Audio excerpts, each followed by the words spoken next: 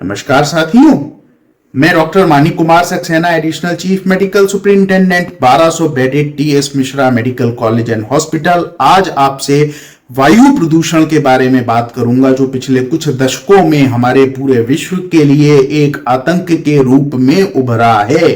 इस वायु प्रदूषण के सूचकांक होते हैं। सूचकांक का मतलब जो ये बताते हैं वायु प्रदूषण कितना है, तो इसको हम एक लाइन में एयर क्वालिटी इंडेक्स कह देते हैं। और एयर क्वालिटी इंडेक्स किसी भी जगह के प्रदूषण के मापने का एक पैमाना होता है। एयर क्वालिटी इंडेक्स अगर 50 से कम है तो ऐसे वातावरण को हम लोग ग्रीन जोन में रखते हैं। भारत के शहरी हिस्सों में अब ये एक सपना हो गया है, इस ग्रीन जोन में हेल्दी या जिनको फेफड़ों की भी बीमारी है वो भी अगर घूमते हैं तो उन पे कोई विपरीत प्रभाव नहीं पड़ता। एयर क्वालिटी इंडेक्स अगर 50 से 100 है तो ऐसे लोग येलो जोन में आते हैं। इसमें हेल्दी लोगों को कोई फर्क नहीं पड़ता, लेकिन जिनको सांस की बीमारी होती है उनको फर्क पड़ सकता है। तीसरे नंबर पर आता है फिर हमारा जो जोन, उसको ऑरेंज जोन कहते हैं। एयर क्वालिटी इंडेक्स के हिसाब से अगर वो 100 से 150 है तो ऑरेंज जोन है। इसमें हेल्दी लोगों की सेहत पे भी थोड़ा असर पड़ सकता है। चौथे नंबर पे आता है रेड जोन। रेड जोन जो उसमें 150 से 200 वाले लोग आते हैं, इसमें हेल्दी लोगों पे भी काफी विपरीत प्रभाव पड़ते हैं। और फिर आता है 200 से 300, जिसको हम लोग पर्पल जोन में रखते हैं। इसमें हेल्दी लोगों पर बहुत बुरे प्रभाव पड़ते हैं। अब आप भूल जाइए उन लोगों को जिनको पहले से अस्थमा है, दमा है या फेफड़े और हार्ट की और कोई बीमारियां हैं। और 300 के ऊपर जो होता है तो इसको मरून कलर की कोडिंग दी जाती है और ये हाईली अनहेल्दी होता है। विकसित देशों में तो अगर ये 300 के ऊपर क्या अगर 200 के भी ऊपर चला जाता है तो एडवाइजरी जारी हो जाती है कि स्कूल बंद कर दिए जाएं, वर्क फ्रॉम होम हो, ऑफिसेस बंद रखें, लोग अपने घरों की खिड़कियां दरवाजे बंद रखें। ये इतना आतंक का पर्याय है। लेकिन अगर हम लोग अपने देश की बात करें, अपने देश के शहरी हिस्सों की बात करें, तो अब ज्यादातर जगहों पे जो एयर क्वालिटी इंडेक्स है वो आमतौर पे 200 से ज्यादा ही रह रहा है। 200 से ज्यादा का मतलब काफी अनहेल्दी, हाईली अनहेल्दी। एक मोटे तौर पे देख लें, 100 से कम हम लोग ले सकते हैं कि ये हेल्दी है। 100 के ऊपर जितना ज्यादा होगा उतना अनहेल्दी होता जाएगा। और 200 के ऊपर तो इसके बहुत सारे कुप्रभाव होते हैं, जिसमें से कुछ हैं जिनको दमा एस्मा का रोग है, उनमें अटैक बहुत बढ़ जाता है, हॉस्पिटलाइजेशन की दर बढ़ जाती है, मृत्यु दर बढ़ जाती है। इसके अलावा जिनको दमा एस्मा जैसी बीमारियां नहीं हैं, उन लोगों में दमा एस्मा जैसी बीमारियां होने का खतरा बढ़ जाता है। इसके अलावा हार्ट अटैक के रिस्क बढ़ जाते हैं, लकवे के रिस्क बढ़ जाते हैं। इसके अलावा कुछ स्टडीज में पाया गया है कि डायबिटीज मेलिटस का भी रिस्क बढ़ जाता है। यहां तक कि जो प्रेग्नेंट लेडीज हैं, अगर उनको लंबे समय तक इसका एक्सपोजर हो तो डेवलप होने वाले बच्चे का वेट कम हो सकता है, उसमें और एबनॉर्मेलिटीज भी हो सकती हैं। ऐसी स्टडीज भी सामने आई हैं।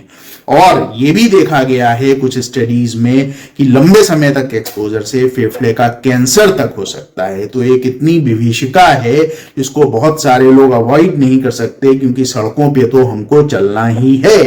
लेकिन कुछ अवेयरनेस, अगर कुछ चीजें हमको मालूम हो तो निश्चित रूप से हम थोड़ी अपनी रक्षा कर सकते हैं।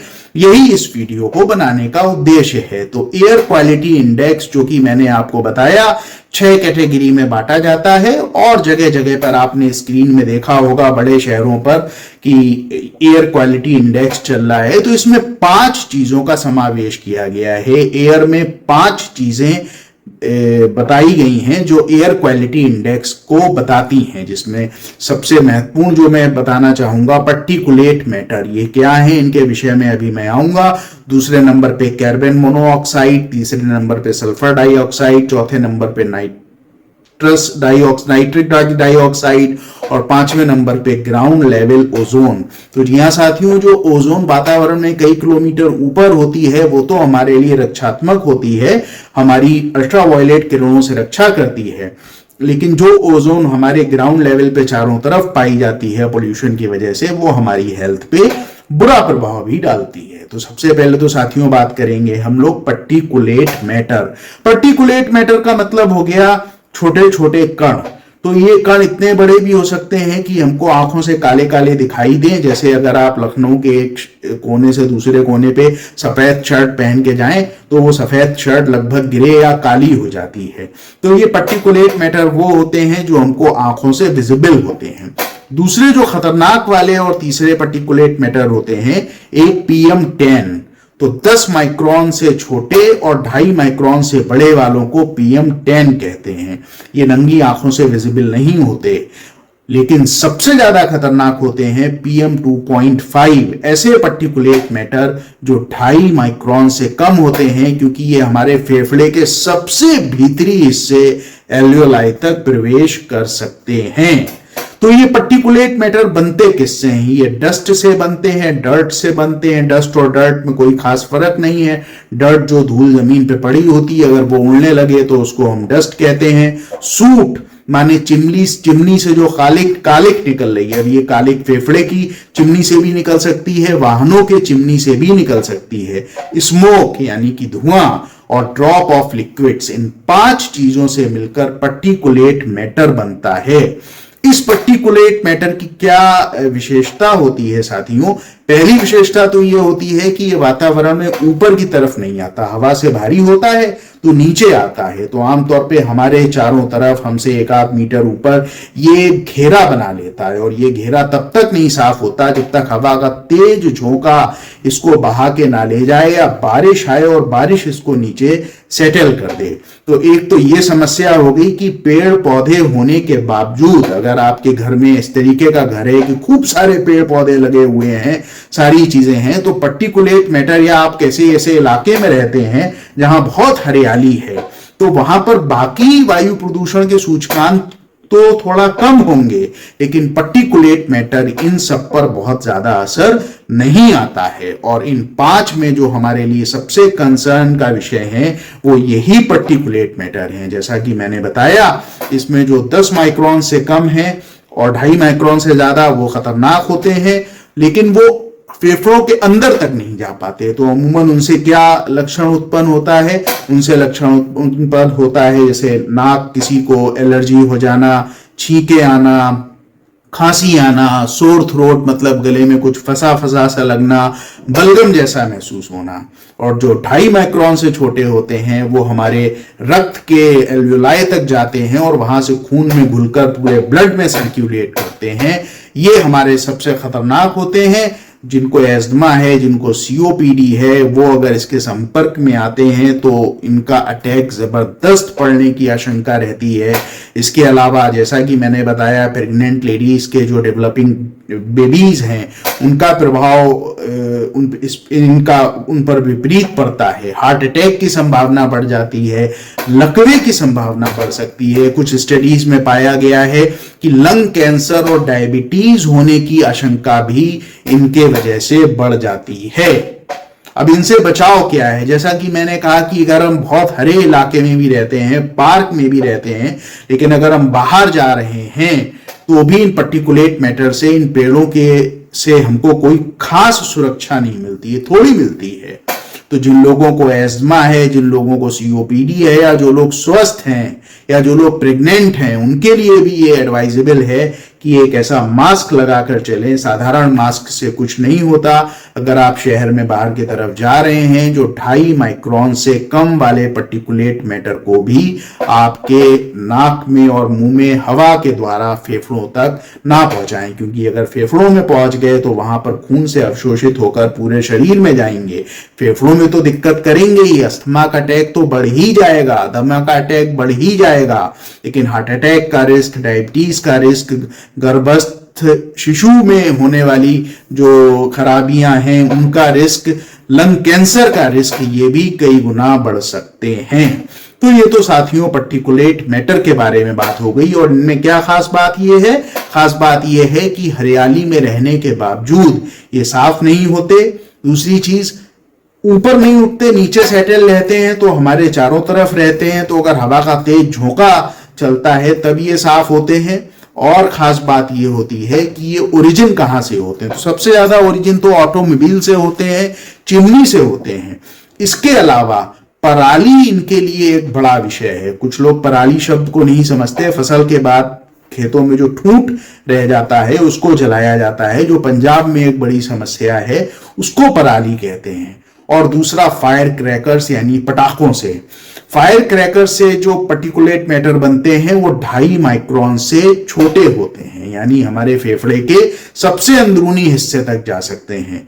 और पराली से निकलने वाले 2.5 माइक्रोन से छोटे भी होते हैं और 2.5 से 10 माइक्रोन तक भी होते हैं और 10 माइक्रोन से बड़े भी होते हैं। अच्छा, होता क्या है, जब पराली जलाई जाती है या जब पटाखे बहुत ज्यादा मात्रा में छोड़े जाते हैं तो ये हमारे वातावरण में चारों तरफ पर्टिकुलेट मैटर इकट्ठे हो जाते हैं।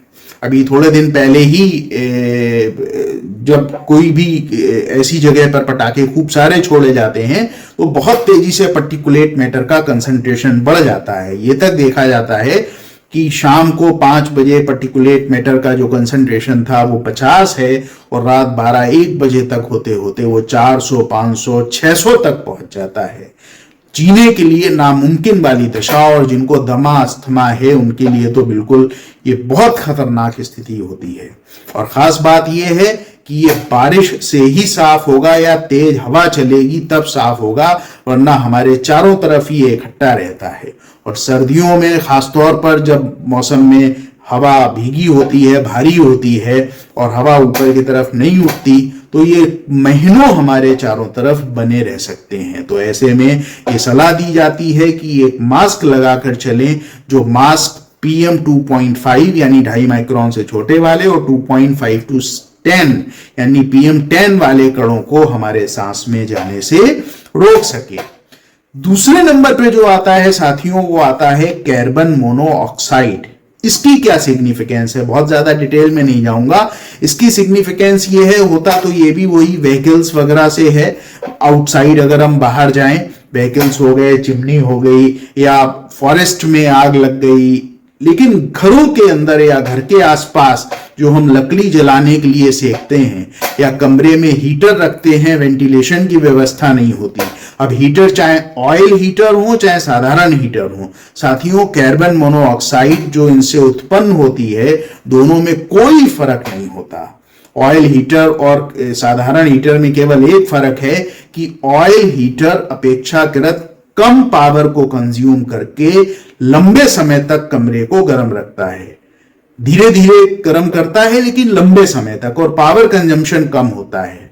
और जो साधारण हीटर होते हैं जिनमें एयर निकलती है, तेजी से ठंडा करते हैं और अगर बंद कर दें तो तेजी से टेम्परेचर ड्रॉप भी कर देते हैं। इसके अलावा जो हानिकारक प्रभाव हैं वो दोनों के बिल्कुल एक जैसे होते हैं। तो ये दिमाग से निकाल दीजिए कि अगर आप ऑयल हीटर का प्रयोग कर रहे हैं तो हानिकारक प्रभाव कम हो जा रहे हैं, ऐसा बिल्कुल नहीं है।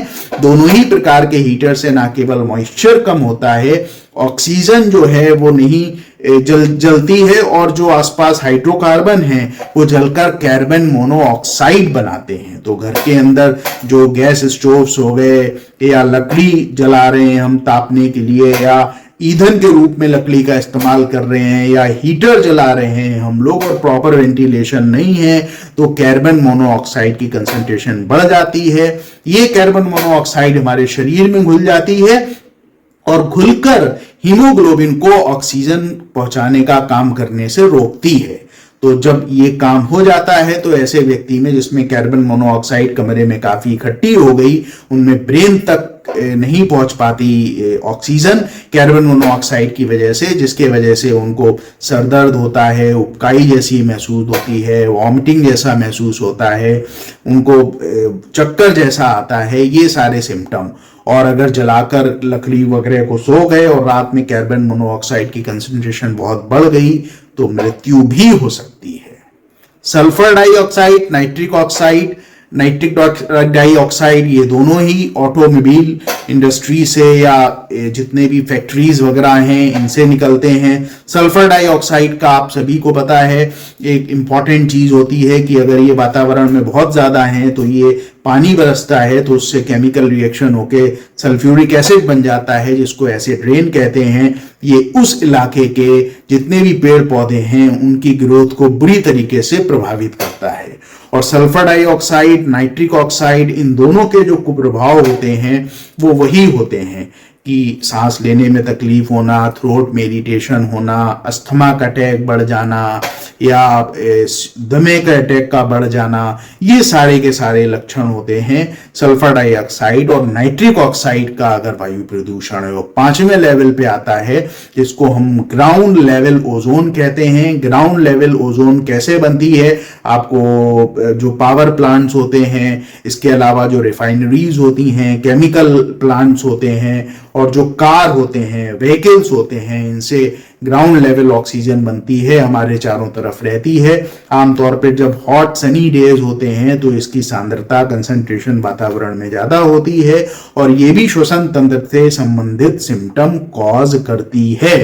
तो आपको मैंने बताया एयर क्वालिटी इंडेक्स में कुल 5 चीजों से हम पता लगाते हैं वायु कैसी है। पर्टिकुलेट मैटर, जिसमें आपको 2 साइज बताए, PM 2.5 और 10। आपको ये भी बताया कि ये लो लाइंग होते हैं, अपने आप से साफ नहीं होते। आपको ये भी बताया कि ऑटोमोबाइल के साथ साथ ये लकड़ी को जलाने से, इसके अतिरिक्त कंस्ट्रक्शन मटेरियल जो होता है कई जगह पर, वहां पर जो धूल और वगैरह होती है उसके वजह से, इसके अलावा पराली जलाने से, पटाखों की वजह से होते हैं। जो PM 2.5 यानी 2.5 माइक्रोन से छोटे होते हैं उनके विषय में मैंने आपको बताया कि कैसे ये फेफड़े के अंदर तक जाकर खून में घुलकर पूरे हमारे शरीर पे कुप्रभाव करते हैं। आपको ये भी बताया कि इन पर्टिकुलेट मैटर से हरियाली का कोई सीधा संबंध नहीं होता। आप चाहे जितने हरियाली भरे इलाके में रह रहे हो, पर्टिकुलेट मैटर का अगर कंसंट्रेशन वहां बढ़ा हुआ है तो पेड़ पौधे इसमें बहुत ज्यादा सहयोग हमारे लिए नहीं कर पाते। फिर आपको दूसरे नंबर पे बताया कि कार्बन मोनोऑक्साइड, इसमें खास तवज्जो जो मैंने आपको बताई वो बताई हीटर्स के विषय में। ऑयल हीटर और साधारण हीटर दोनों के ही बारे में बताया। फिर सल्फर डाइऑक्साइड और नाइट्रिक डाइऑक्साइड के बारे में संक्षेप से बात करी। फिर लो लाइंग ऑक्सीजन जो ग्राउंड लेवल ओजोन, जो ग्राउंड लेवल ओजोन है उसके विषय में साथियों बात करी। तो कुल लबोलुआब इन सारी चीजों का कहने का यही है कि इन सारी चीजों को समझ के हम आसपास इनका प्रयोग जितना कम से कम कर सकें उतना कम करें। हालांकि ये बड़ा मुश्किल होता जा रहा है, लोगों की आर्थिक क्षमता बढ़ती जा रही है, सबके पास स्कूटर है, सबके पास कार है, ट्रक हैं, औद्योगिक विकास हो रहा है और इसकी अपनी कीमत हम लोग अदा कर रहे हैं वायु प्रदूषण के रूप में। तो हम क्या कर सकते हैं? हम कम से कम अपने मास्क लगा सकते हैं। अगर हम हाईली पॉल्यूटेड इलाके में रह रहे हैं तो साधारण मास्क ना लगाकर प्रॉपर N95 मास्क लगाएं जो 2.5 माइक्रोन से कम पार्टिकल्स को भी सांस में ले जाने से रोकता है। और जब कभी आप उसको लगाकर 1-1.5 घंटा आपको लगे घुटन हो रही है तो कहीं पर जाकर उसको उतार के थोड़ा सा सांस ले लें और फिर अपने इंडोर में आकर बैठें जहां पर पर्टिकुलेट मैटर ज्यादा नहीं है। तो बहुत लंबा टॉपिक है, फिर भी बहुत छोटे में मैंने इसको समेटने की चेष्टा करी है साथियों। इसके बारे में सजग रहिए, अपने साथियों को बताइए और इसके जो कुप्रभाव हैं उनके विषय में भी मैंने आपसे चर्चा करी। सजग रहिए, स्वस्थ रहिए। बहुत बहुत धन्यवाद।